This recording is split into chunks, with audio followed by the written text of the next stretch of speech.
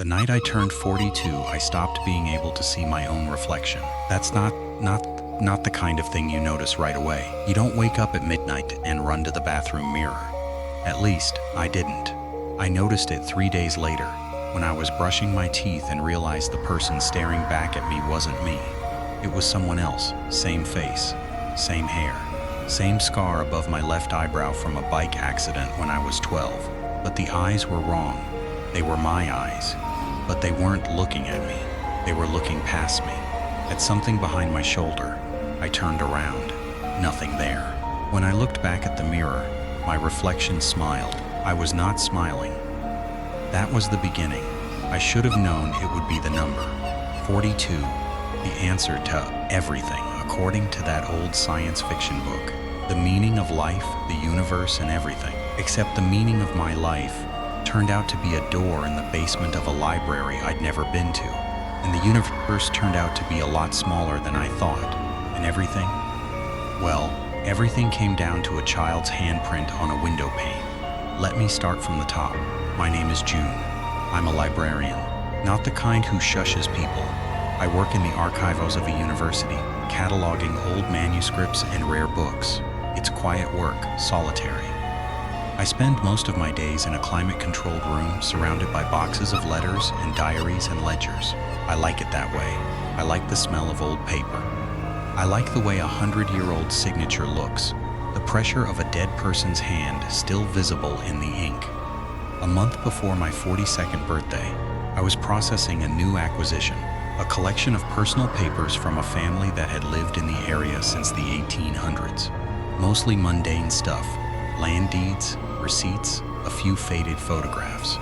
But at the bottom of the last box, wrapped in a piece of muslin cloth, I found a small notebook, leather-bound, the size of my palm.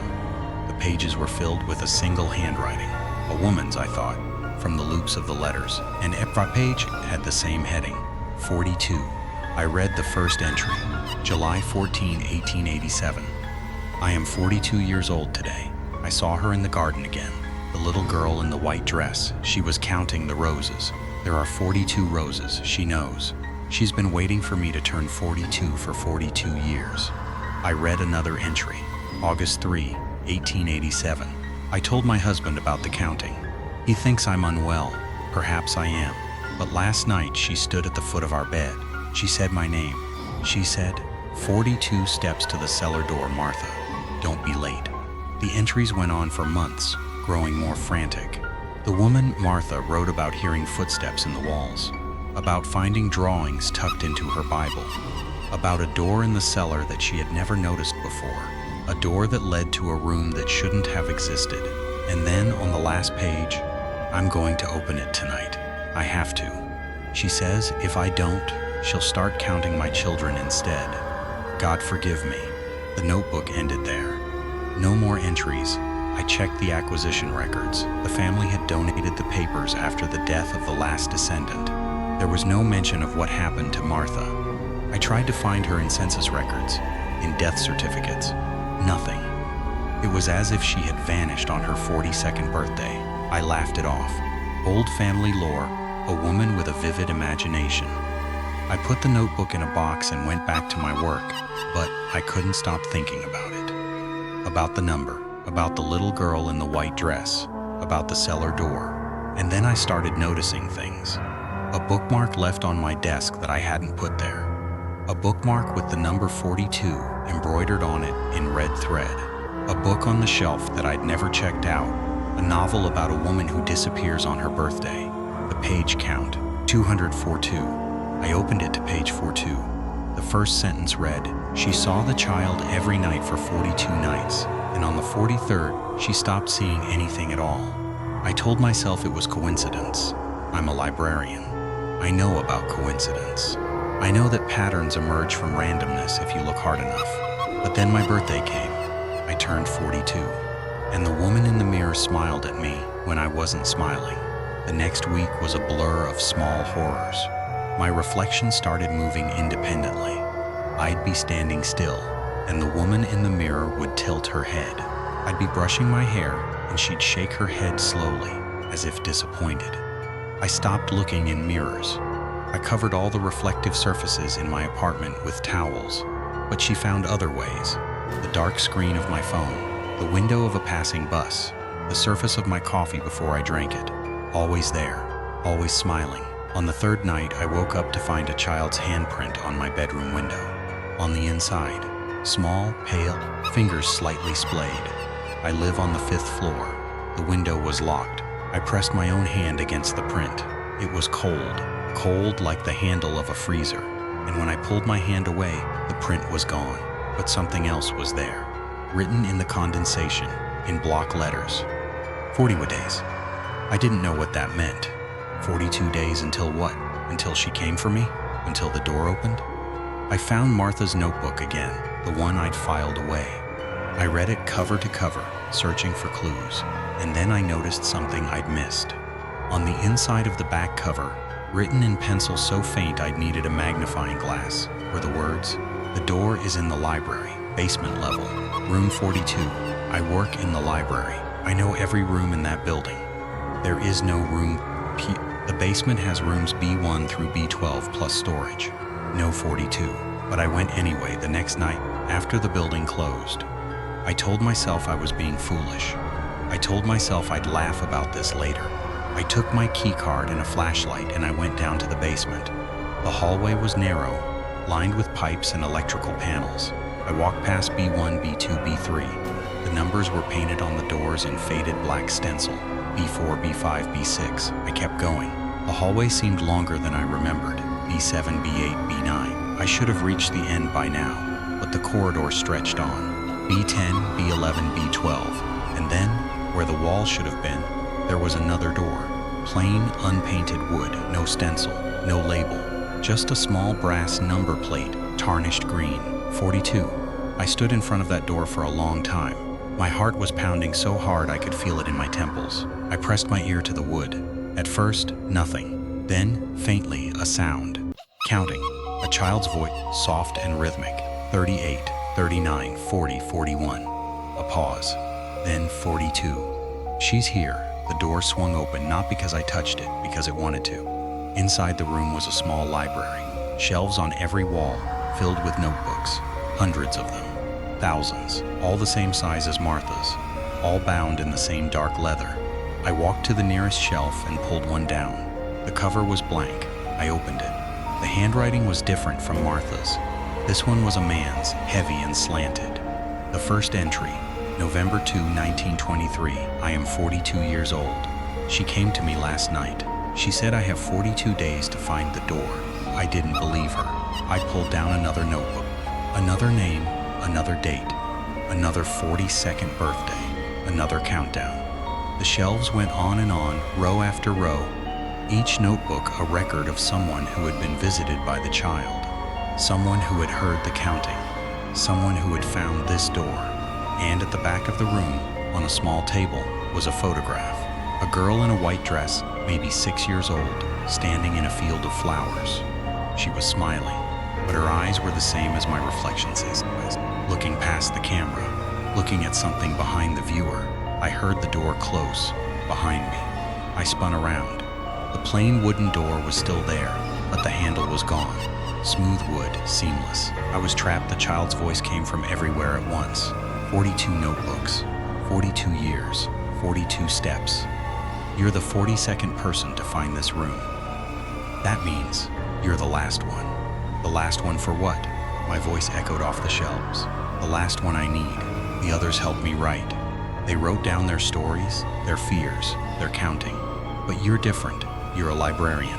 You know how to organize, how to sort, how to find things. A pause. You're going to help me find my way back. I didn't understand. But then I looked at the notebooks again. Really looked. They weren't just stories. They were instructions. Each one contained a piece of a map, a fragment of a ritual, a way to open something that should never be opened. And I realized, with a cold, creeping certainty, that I had been guided here. The bookmark, the book on the shelf, the handprint on my window, all of it had been leading me to this room. To this moment, the child appeared behind me. I felt her before I saw her. A drop in temperature, a smell of crayons and damp earth. I turned. She was exactly as the photograph showed. White dress, brown hair, eyes that were too aware. I died when I was 6, she said.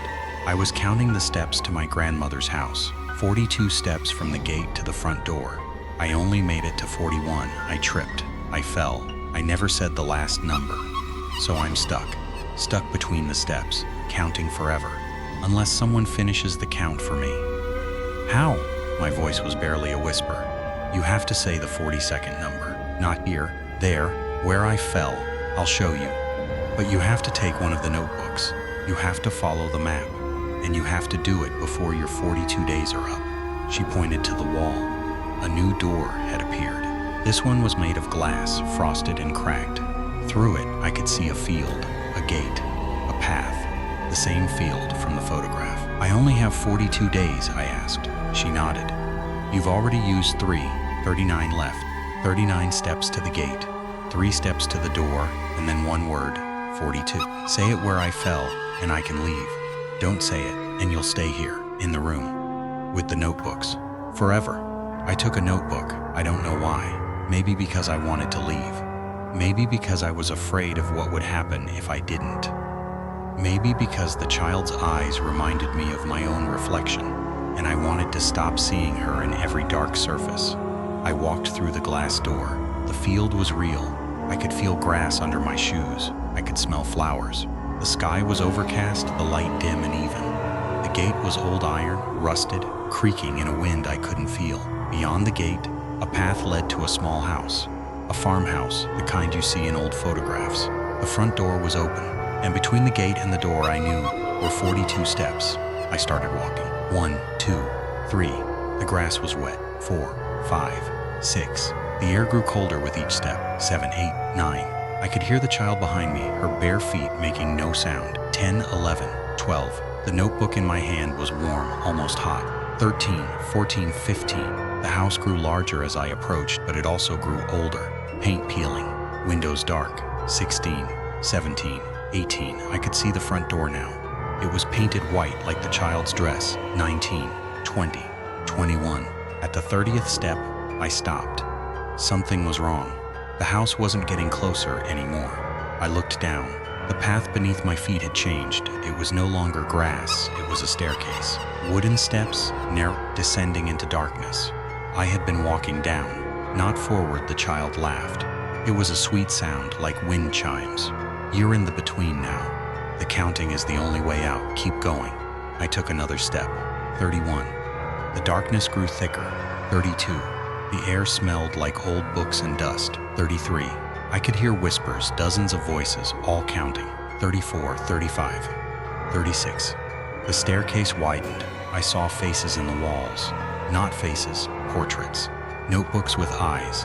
The previous 41 people who had found the room. They were part of the stairs now, part of the counting. 37, 38, 39. The bottom of the staircase appeared. A landing. A door. The same white door from the field. The child was standing in front of it, her back to me. This is where I fell, she said. I was running. I was so excited to see my grandmother. I tripped on the last step. I never made it to the door. Never went inside. She turned. Her face was different now. Older. Not a child anymore, but not an adult either. Something in between. Something that had been waiting for a very long time.